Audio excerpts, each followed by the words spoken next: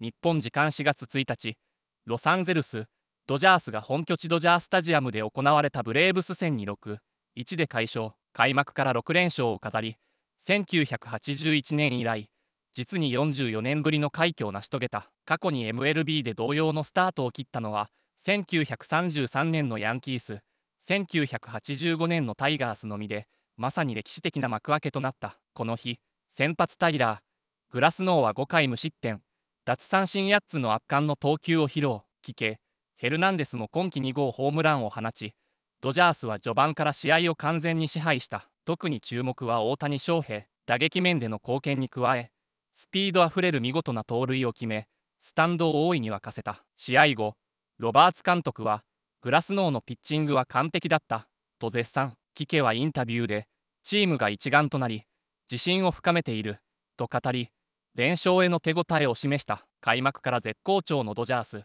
このまま突き進めるか。引き続き、日本語字幕付きのインタビュー映像をお楽しみください。Welcome to Access Sportsnet Dodgers, brought to you by Audi. John Hartung alongside Jerry Hairston Jr., Nomar Garciaparra on a chilly night at the Ravine. The Dodgers stay hot. They improved to 6-0 on the season for the first time since the 1981 Dodgers did the same thing. And tonight on the mound, Tyler Glasnow, first start of 2025, was outstanding for 5 scoreless innings, had 8 strikeouts. And those Hernandez brothers, Jerry, no relation, Teo and Kike both went deep. I'll tell you what, they are swinging the bats, Teoscar and Kike Hernandez. But let's get back to Tyler Glasnow. I told you I saw him up there in the first inning, like one batter in.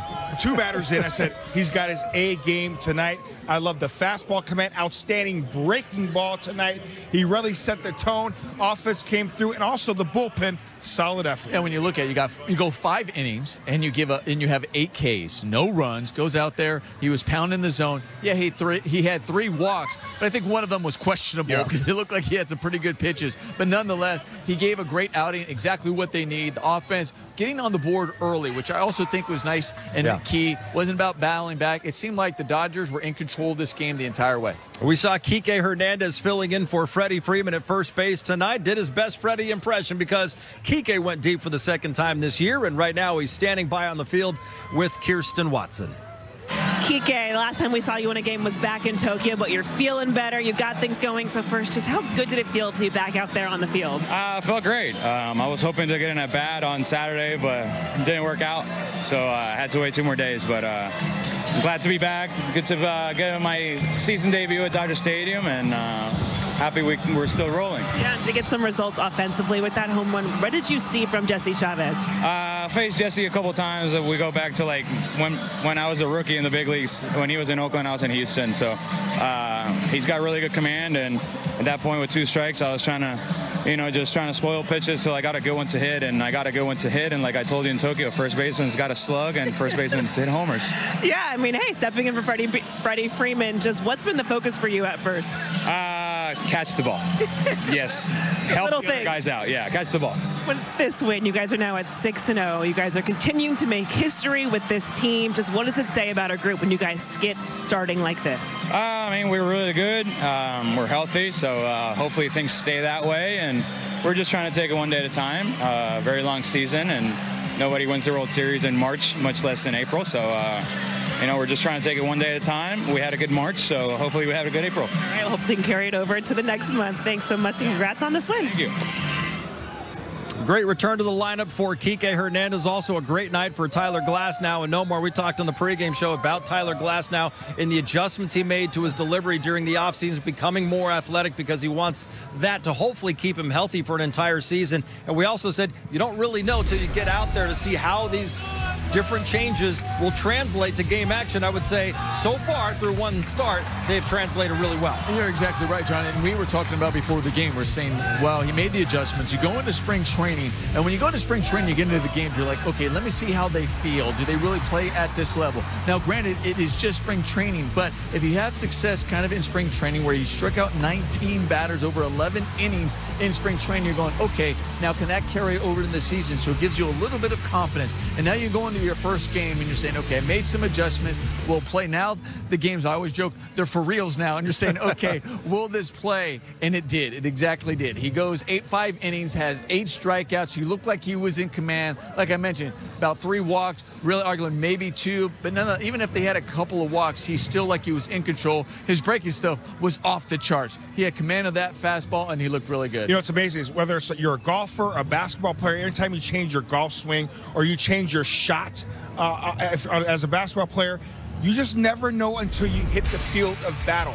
That's the real test. So this was a good check mark right there for Tyler Glasnow to make sure, you know what, I have my stuff. I got great fastball command, outstanding breaking ball as well. So to cross this off the list, a start to get him going, get him underway against a really good Braves team. The pitches he made to Riley tonight, his first at-bat was off the charts. The pitches he made to Riley, the breaking ball and that fastball dart at 97 at the knees. That tells me he has his ace stuff. He's in rhythm with his mechanics. And you talked about on the top of the show, really 2 batters in, because we're making our way from the center field plaza, from our set here over to behind home plate, and we're watching Tyler Glasnow throw. And you as a hitter, you can tell from that vantage point early on, okay, he's got nasty stuff tonight. We've done this, Nomar, we've done this for quite some time now. Before we go down, we like to usually watch the pitcher. I used to do this in a dugout. If I'm hitting in the hole on deck, I would look at the pitcher, just see what kind of stuff he has. Does he have life on his fastball? Does he have command of that breaking ball? Is it sharp with that breaking ball? I knew right away he had depth in that breaking ball. It was a late breaking ball, if I can say that. You can. And that fastball, anytime you throw that when he's 6'12", down in the zone and stays at the knees, you know it's going to be a nightmare for hitters. He had that kind of stuff tonight. Yeah, it's pretty amazing when you're looking from the side and you're looking at the dugout where you can see kind of those angles, and those are the things you are paying attention to. And then you kind of ask, like, hey, the batter, like, does it look as nasty as it does from over here? And then when they say, yeah, you're like, uh-oh. And we don't say that every time. You know, there's been nights before in the past where I look at you, John, and go, I don't know, man. I don't know. And then it doesn't work out for us, right? So guys can know, guys understand, and they can see a difference if a guy has his A game or not. Dodgers came into this game through the first 5 games of the year, averaging 6 runs per. And tonight, no more, they put up another 6 runs. Didn't reach 3 home runs like they'd done in each of the previous 4 games, but a couple of long balls. And you talked about it, getting offensive support early for Tyler Glasnow. Yeah, that's really the key. You know, you always want to do that on the offensive side. Is like you're saying, listen, let's get our guys some runs early so he can go out there and he can relax. And especially when you're thinking about it's your season debut, right? The opening one here at Dodger Stadium, you're going, listen, let's get this guy some runs early. And that's exactly what Teoscar did. He put a beautiful swing. I mean, man, did he hit that ball a ton down in center field. And then you got Michael Conforto. Michael Conforto, you know, getting in the 4 spot. We're talking about with Freddie Freeman out of the lineup. They moved Michael Conforto up in the A spot, and he delivered. And we said, hey, listen, he can hit there. We know he can deliver, and it's just a double. So it's not always about the long ball. It's about putting that ball in play. Kike Hernandez, what a pretty swing right here to drive that ball out to left field. They have the long ball they can beat you with. They have other ways where they can work their walks. They can find a way to get on base and still drive you in. What I love about this team, you have so many guys that can hit really anywhere in the lineup. And I love Kike Hernandez first at bat tonight. He hit an absolute seed right to Olsen, the first baseman. What it tells me is he's on everything. He's covering that pitch. And what it also tells the opposing pitcher, man, I better come in on him because he has that outside pitch covered. He gets something inner half later in the game he can handle, drives out of the ballpark. Only 2 previous World Series champions had ever started the next year 6-0. You had the 1933 Yankees started 7-0, and the 1985 Tigers started 6-0. The Dodgers joining them tonight with this win over the Atlanta Braves. Let's head inside and hear from the skipper, Dave Roberts, right now talking with the media. His efficiency, kind of stuff he had tonight. What stood out to his performance to you? I thought tonight what stood out with Tyler is his rhythm. Certainly the fastball, the breaking ball were sharp, a lot of strikeouts, a lot of swing and miss. I thought he had a good rhythm throughout the night. There were some things he was fighting with a little bit with the delivery. There were some near misses with some walks in there. But overall, I thought the stuff was great. Was thinking about setting him back out there for the 6th, but then just given the fact that, you know, the last outing, I think the most he's thrown is 64 pitches, and so kind of to not start the inning and to potentially not finish it. We tack on an extra run. I felt it was a good opportunity to get Jack in there and finish the game out right there. And yeah, so that's kind of my thought. But I thought overall tonight Tyler was really good.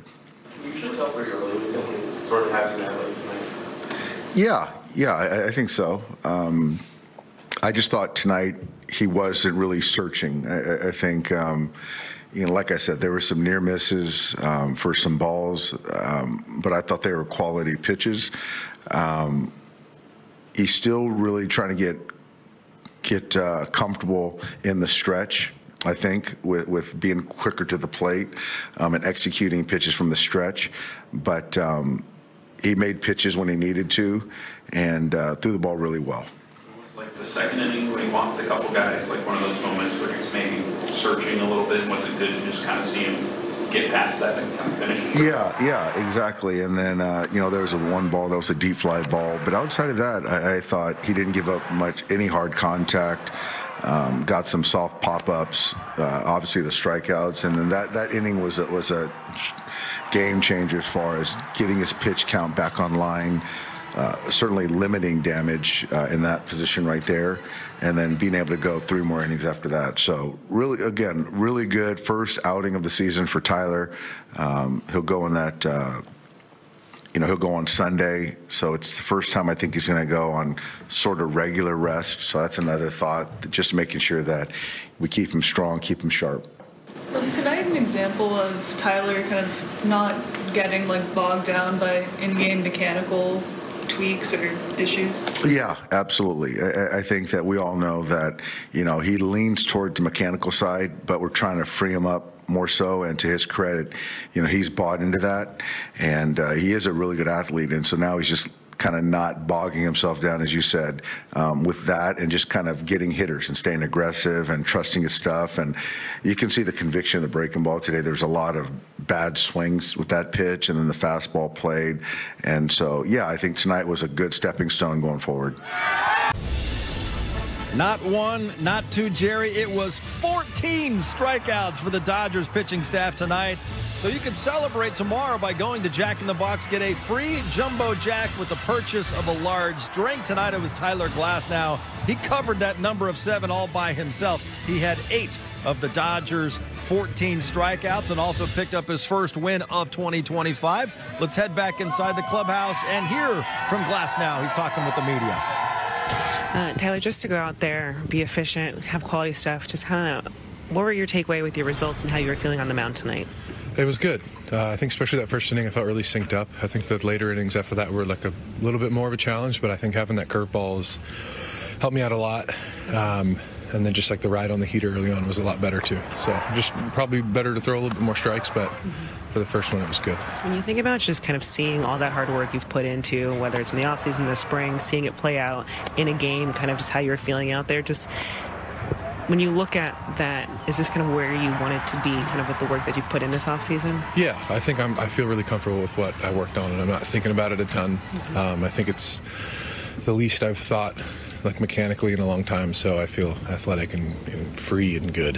Yeah. What do you think allows you to in the second inning where you had the couple walks and being able to kind of move past that? Is that an example of that where I think so. I think I don't know. I think once you have a good inning and you go out and walk 2 guys, it's immediately just kind of lock it in mode. I don't know why, but I just felt out of sync. I think getting in that quick step, and I think that kind of helped me the rest of the game, though, just try to lock in and stay focused. What do you think it is that has allowed you to sort of feel free and not really think about your mechanics on the mound as much? I think just keeping momentum in it. I think Mark has helped me a ton, where I lift and put my hands and stuff. It was kind of early on, just kind of all over the place and a little bit more compact.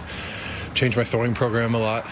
He changed it, and then Connor's helped me a ton with grips and stuff. And I think all of it has come together, and Yav too in the weight room. I've kind of changed a ton of stuff, and my body just feels a lot better. It's moving more fluid, and all those little changes throughout my throwing routine and grips, like I said, have been really helpful so far. So the last few have been feeling really good. When you think about your mechanics in the past, would it be about how the mechanics would make you feel, or how are you executing? What would sort of be sort of the driver there? I'm always very feel oriented. I feel like I'm always very internal, and I was just trying to limit that as much as I can. I think I used to always want to like stay back, like balance, get to a spot and then go. And I think this year it's just like use your momentum and use your legs more, get kind of like long toss, use your legs more and catch play and carry it into the mound. And I think I've just been able to like transfer my energy a lot smoother and it's not so stiff and inconsistent each inning. And it's been feeling a lot more direct, I guess, when I can use my legs properly. Yeah, Tyler Glasnow naturally getting a lot of questions about his new mechanics that he started using this offseason. And Nomar's a really good sign saying when you get to a point where you're not even thinking about mechanics so much and you feel synced up on the mound like he did in that first inning, really good sign in this first start. Yeah, it really is. And he touched on that, like how good he feels. And we're going to go to the K zone because we're going to start in that very first inning and see how synced he was. You know, here he is in his very first batter. We're talking about establishing that fastball. And then he talked about, too, later on, that the curveball was really key for success. Well, here's the fastball. You establish that on the outer half with velocity. Then you kind of come in. Now you're ahead 0-2. Oop, and there's the curveball. You're like, all right, that's the good way to start the game. On 3 pitches, I get a punch out. Early on, you can see that just the different breaks, the release point. I mean, he is so tall. Everything looks exactly the same as a hitter. There's no adjustments in delivery. And especially when you have a delivery change, you want to see if you can catch little things. Well, there wasn't anything. Now here he is. He's just off to the races. He's getting ahead of guys. He got 2 strikes. Here he is with the fastball and the 3-2. Now you're 0-2. Whoop, there's the breaking ball where it's starting off in the zone and it's falling right out. Here it is once again. It even catches the top of the zone. I mean, you freeze because it has such a big break. When it's up in the zone, you freeze because you think there's no way that's going to be a strike and it falls in. Here, what you just can't hold up. You have to look 98 plus. You have to look upper 90s fastball on the guy. And let's not forget how tall he is. So the delivery seems like it's in front of your face. All of that combined with a sharp breaking ball, he is really, really tough to hit.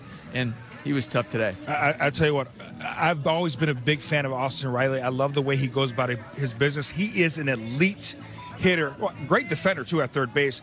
But I saw him walk up to the plate hitting second tonight, and I've put myself in that situation. What I would do, I go, I'm not starting this dude nothing. When he blew away Harris 3 pitches, I'm walking up that plate. First fastball I see, I'm going to holler at. That's what he did. He fouled it back. Another pitch, down with 2 strikes, and he threw a dart. 2 strikes at the knees, outer third. Nothing you can do is grab some bench. That just tells me that Glasnow had his ace stuff, lefty and then righty, had complete command of all his pitches right away. When a pitcher is like that hot right away, you know it's going to be a long night for the offense. I always remember it was about a year ago to the day where Dave Roberts said, I don't know how anybody ever gets a hit off Tyler Glasnow, certainly when he's synced up and throwing the ball the way he was tonight. And this Braves team did not get a hit until that 5th inning of this one. Dodgers get a 6-1 win over Atlanta to open up this series. Let's head upstairs, check in one final time with Joe Davis and Oral Hershiser. Dodgers stay perfect, 6-0. Tyler Glasnow really good tonight, and the offense did plenty to support him. Yeah, the curveball and slider were outstanding. Atlanta couldn't catch up to that. It was a little different way that they won today. They didn't have to come from behind, but they still score 6 runs, and that's going to win a lot of games. What stood out to you for the offense? Well, you know, I like the fact that they're getting some hits the opposite way. Conforto's ball going to left center. Tommy Tanks doing a job left-handed. That's a good thing because when you start to see these pieces that aren't your headline guys contribute, that's going to give some length to that lineup, and it's going to be trouble for the opposition. Dustin May tomorrow. That's exciting, isn't it? Yeah, I think the biggest thing for him is take the mentality and the rhythm that you had in spring training. It was very effective there. They only hit about 120 off him down there. Let the nerves and the excitement of being back in the big leagues after almost 700 days to throw in the big leagues and just get it in the zone. And if that's not enough, look over and see who you're facing. Reigning Cy Young Award winner Chris Sale goes for Atlanta. ロサンゼルス、ドジャースがいよいよ本拠地に帰還した日本開催の歴史的な東京シリーズを終え、再び聖地ドジャースタジアムに戻った彼らは、強豪ブレーブスを相手に堂々の6対1という快勝を飾り、開幕から怒涛の6連勝を達成した。実に1981年以来という完璧なスタートであり、早くもリーグ最強チームの称号を欲しいままにしている。この夜の英雄となったのは、先発のタイラー、グラスナウだ。今季初登板ながら、彼は投げる球一つ一つに魂を込め、相手打者をことごとく封じ込めた。5回を投げて奪った三振は圧巻の8つ。直球とカーブはまるで魔術のように変化し、強打者オースティン、ライリーでさえなす術もなく立ち尽くした。試合後、監督のデーブ・ロバーツはグラスナウの投球を完璧な調和と攻撃性が融合した見事なピッチングだったと絶賛。開幕直後からこの投球を見せつけられれば、今季の彼がサイ・ヤング賞候補であることは疑いようもない。だが、今のドジャースを語る上で決して忘れてはならない存在、それが日本が生んだ至宝、大谷翔平である。東京シリーズで故郷に錦を飾ったばかりの大谷は、この日も試合前から球場中の注目を一身に集め、ファンの熱狂を呼んでいた。彼がグラウンドに姿を見せるだけで空気が一変し、観客席のボルテージは一気に最高潮へ達する。まさに存在そのものが伝説。立っているだけで球場を支配する男、それが大谷翔平だ。チーム内でも、これほどまでにチームを盛り上げる存在は他にない、と言われる大谷は、攻守にわたり絶大な影響力を発揮している。たとえ試合に出場しなくとも、ベンチで仲間を鼓舞し、若手からベテランまで全員の士気を引き上げる力がある。彼が見つめる視線一つで仲間が奮い立ち、奇跡を起こす。これこそ、もはやただの選手ではなく、真の英雄、大谷翔平が持つ力なのである。また、フレディ・フリーマンに代わり一塁を守った貴家、ヘルナンデスのホームラン、さらにはテオスカー、ヘルナンデスの鋭い一撃など、脇を固める選手たちも次々と輝きを放った。これこそがドジャースの強さ、総合力の証明である。打線は隙がなく、投手陣は盤石。今や彼らに資格など存在しない。だが、この完璧なスタートをも凌駕するのは、大谷翔平という絶対的な存在である。彼がもたらす影響力は試合の勝敗を超越し、球界そのものを動かす。彼こそが、生ける伝説であり、我々が目撃することのできる現代野球の神話なのだ。野球ファンの皆さん、次なる試合も絶対に見逃してはならない。なぜならそこには必ず、我らが英雄、大谷翔平が新たな歴史を刻む瞬間が待っているからだ。目を離すな。彼が起こす奇跡を、この瞬間に共に見届けよう。